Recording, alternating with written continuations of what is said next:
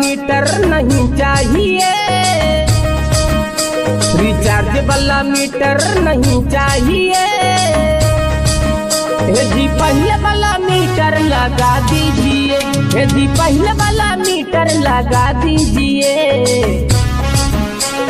Digital India नहीं चाहिए, digital India नहीं चाहिए। हे जी पहले वाला इंडिया बना दीजिए।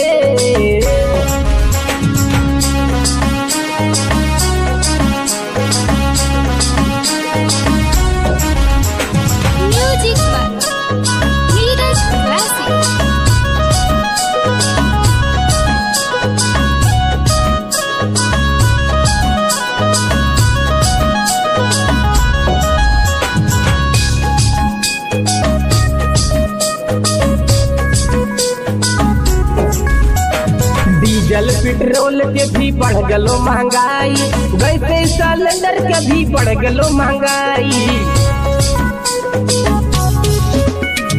डीजल पेट्रोल के भी बढ़ गलो महंगाई, गैस सिलेंडर के भी बढ़ गलो महंगाई।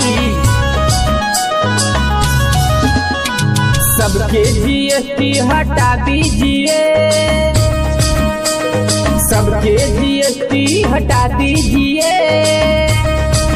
हे जी पहले वाला मीटर लगा दीजिए, हे जी पहले वाला मीटर लगा दीजिए। डिजिटल इंडिया नहीं चाहिए, हे जी पहले वाला इंडिया बना दीजिए।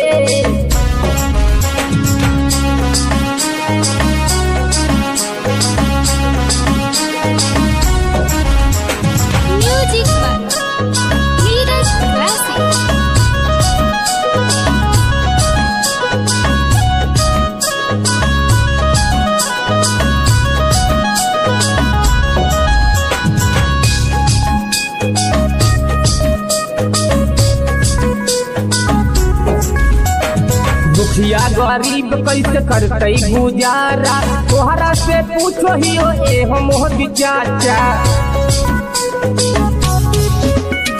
दुखिया गरीब कैसे करते गुजारा, तोहरा से पूछो ही ए हो नीतीश चाचा। अच्छा वाला दिन हमको नहीं चाहिए, अच्छा वाला दिन हमको नहीं चाहिए। हे जी पहले वाला दिन लौटा दीजिए, हे जी पहले वाला दिन लौटा दीजिए। रिचार्ज वाला मीटर नहीं चाहिए, हे जी पहले वाला मीटर लगा दीजिए।